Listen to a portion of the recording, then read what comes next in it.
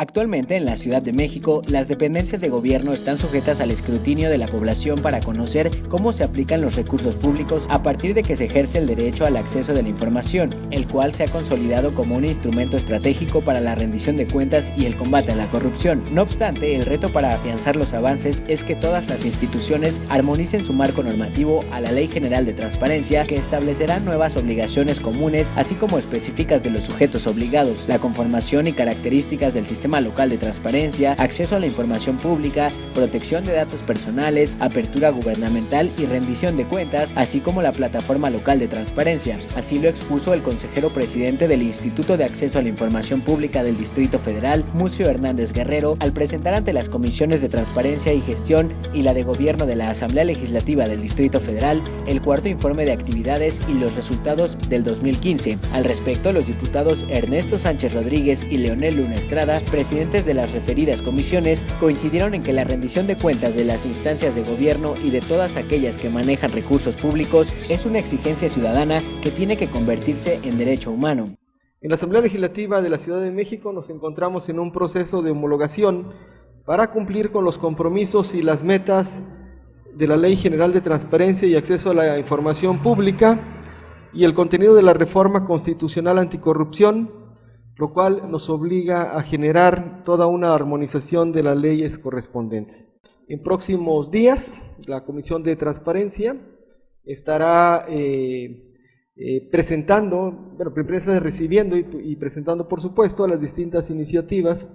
que tienen que ver con estas reformas constitucionales. Sobre el informe de resultados 2015 que presentó, el comisionado presidente del InfoDF, Múcio Hernández Guerrero, resaltó el acompañamiento de la Asamblea Legislativa para hacer del acceso a la información pública, la transparencia, la rendición de cuentas y la protección de datos personales los ejes transversales de articulación institucional que permitan llevar a cabo una política pública y las acciones para la prevención de posibles actos de corrupción que afecten el interés público. Asimismo, para fortalecer la participación ciudadana, el InfoDF conjuntó esfuerzos con instituciones públicas y organizaciones de la sociedad civil, escuelas de educación media y superior y la representación vecinal a través de los comités ciudadanos y consejos de los pueblos.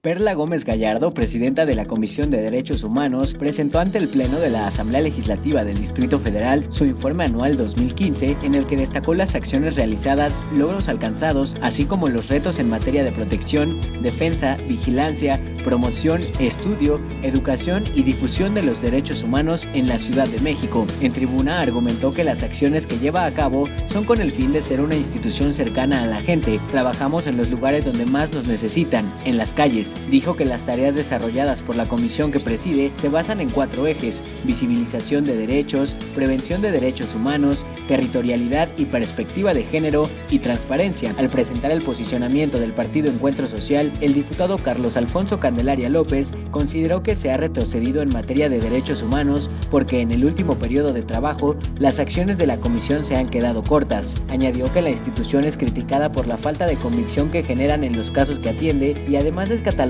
como un organismo débil que solo sirve de espectador en los casos más críticos de las violaciones a las garantías individuales. Al hacer uso de un comparativo del periodo anterior, el diputado Luciano Jimeno Guanosta, de la coalición parlamentaria, dijo que le preocupa el rezago de las recomendaciones que ha emitido la comisión y reconoció los esfuerzos realizados, como el exhorto que hizo a la Asamblea Legislativa de derogar del Código Penal el delito de ultraje a la autoridad y ataque a la paz pública. Durante su intervención, el diputado de Movimiento Ciudadano, Jesús Armando López Velarde Campa, destacó el momento crítico y la paradoja que vive la Ciudad de México en la materia. Si bien se han conquistado mayores garantías a niñas, niños, adolescentes y al sector lésbico, gay, bisexual, transexual, travesti e intersexual, nos vemos obligados a luchar por la exigibilidad y defensa de los mismos, el acceso a la información, a la vida y a la situación de violencia que aún prevalece hacia las mujeres y la discriminación que sufren las personas en situación de calle. Por su parte, el diputado Fernando Zárate Salgado del Partido Verde Ecologista de México consideró que no hay sincronización entre la realidad que se vive en la Ciudad de México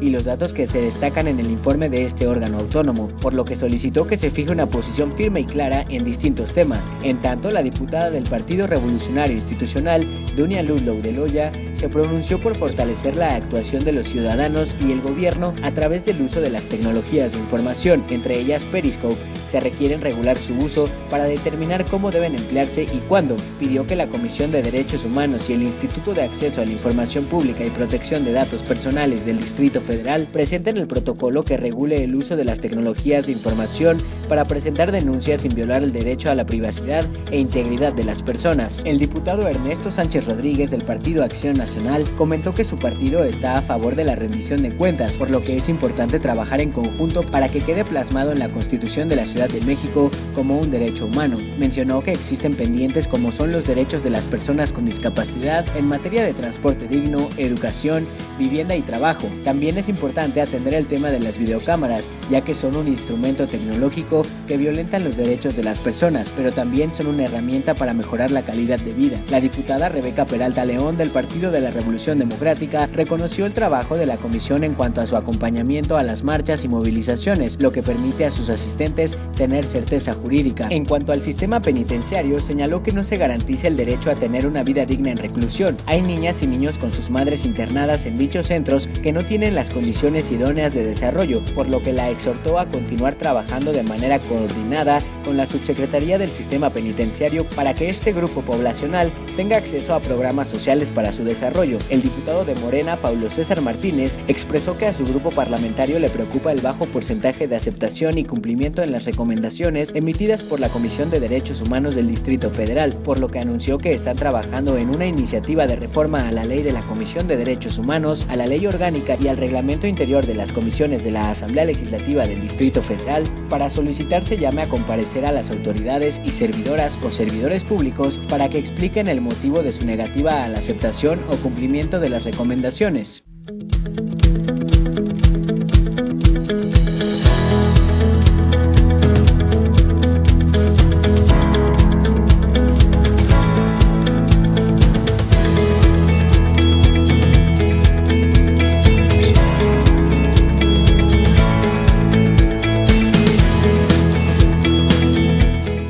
En el gobierno se reconoce la presencia del problema de la corrupción, pero hay el convencimiento firme de no permitirlo, por lo que Miguel Ángel Mancera implementará en la Ciudad de México el sistema anticorrupción como política pública. Así lo mencionó el Contralor General del Gobierno del Distrito Federal, Eduardo Robelo Pico, al comparecer en la Asamblea Legislativa del Distrito Federal ante los diputados de los partidos políticos ahí representados, quienes le cuestionaron sobre el actuar de esta dependencia para inhibir, investigar y castigar a los funcionarios que incurran en delitos y actos de corrupción. El funcionario precisó que la instrucción del jefe de gobierno es actuar con transparencia en materia de fiscalización, rendición de cuentas, vigilancia de los ingresos y egresos de los recursos públicos y la transparencia, tanto en la Contraloría General como en las 16 Contralorías internas que hay en las delegaciones. Los actos de corrupción afectan la legitimidad institucional, la economía, sobre todo de los que menos tienen, al encarecer los precios de bienes y servicios, así como el gasto presupuestal, se propician y mantienen las desigualdades entre los ciudadanos, y todo ello contribuye a disminuir los niveles de bienestar. Se ha implementado políticas preventivas impulsadas por la ciudadanía,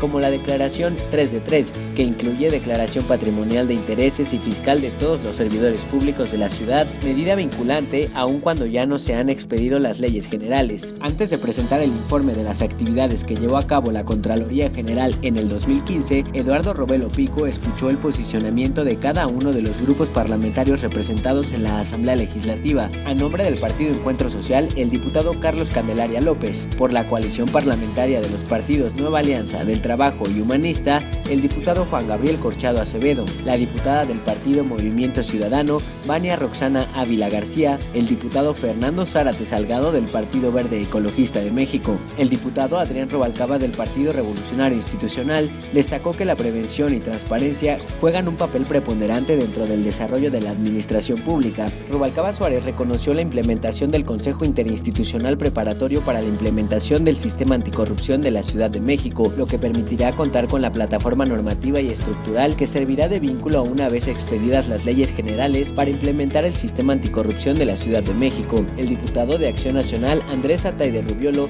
mencionó que uno de los mayores retos del gobierno de la Ciudad de México es la evaluación que debe hacer sobre su propia administración pública, y dicha evaluación requiere tener presente tres conceptos: la revisión, el control y la fiscalización. Atay de Rubiolo se refirió a las sanciones impuestas por la Contraloría General de la Ciudad de México relacionadas con la construcción de la línea 12 del sistema de transporte colectivo Metro. La Contraloría inició 34 procedimientos administrativos disciplinarios en contra de 162 servidores públicos, de los cuales 125 obtuvieron resoluciones sancionatorias de los 162 servidores públicos en quienes se iniciaron procedimientos administrativos. La Contraloría General de la Ciudad de México tuvo incidencia en tan solo 107 sanciones disciplinarias y en un proceso penal, es decir, únicamente en el 66% de los casos para sanciones disciplinarias y en solamente el 0.61% para procesos penales. En mi opinión, habrá que mejorar ahí, una área de oportunidad, mencionó Atay de Rubiolo. En su oportunidad, el diputado del Partido de la Revolución Democrática, Iván Texta Solís, reconoce el profesionalismo con el que se ha manejado la Contraloría General de la Ciudad de México, la apertura para incorporar las nuevas tecnologías de la información en el combate a la corrupción,